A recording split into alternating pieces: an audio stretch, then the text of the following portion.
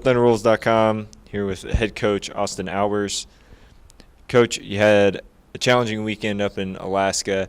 You had, four tough opponents in Cal State LA, Alaska Fairbanks, Alaska Anchorage. Two of those teams were were receiving votes going into that weekend. They both still are after that weekend.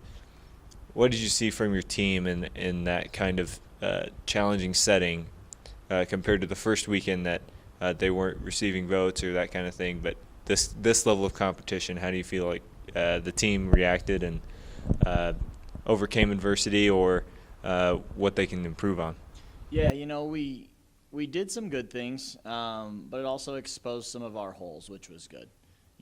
Coming out 4-0 from the first weekend is great, but everything sits a little bit easier when you're winning. And so, to drop 2 wasn't a bad thing. I was kind of looking at our schedule. I was saying, 6-2 would be a great place for us to be coming through preseason. And we'd rather take our lumps early so that we can learn from them and improve. The conference season is really what matters in terms of making sure that we're seated where we want to be seated and all of those kinds of things. So it was good to figure some of those things out. I thought we started to connect a little bit better with our middles, which was important.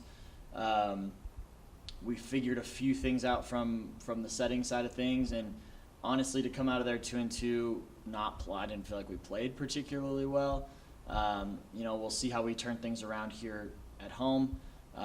If we can serve receive it a little bit more consistently, that's kind of our bread and butter, and we're going to be in good shape.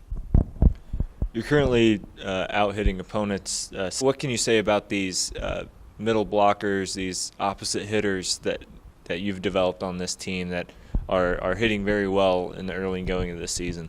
Yeah, we work on being efficient, especially out of the middle, and both middles have done a good job with that. And honestly, our efficiency broke down on the right side a little bit for us in those matches where we lost. So something that we've worked on cleaning up yesterday in practice.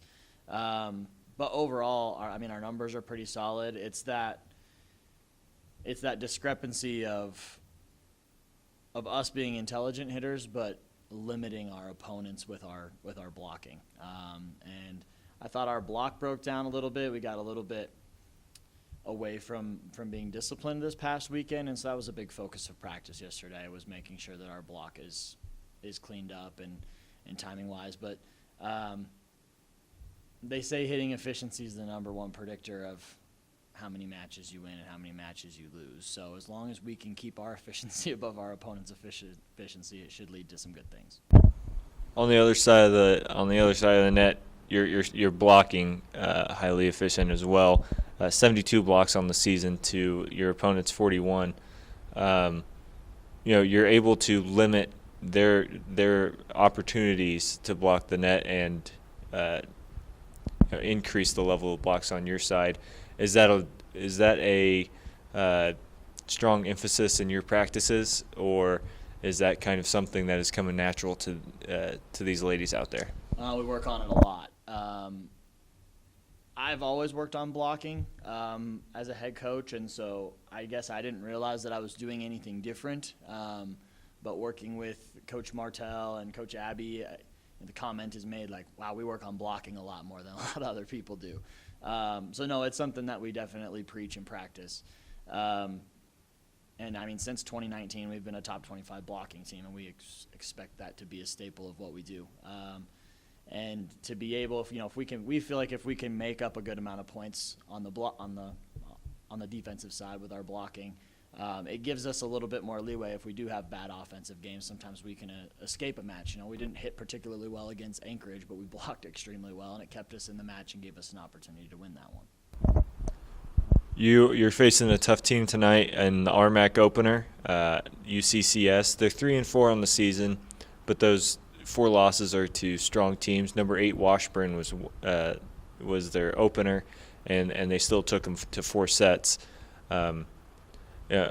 Last year you came out of the season with the best winning percentage in the RMAC in school history.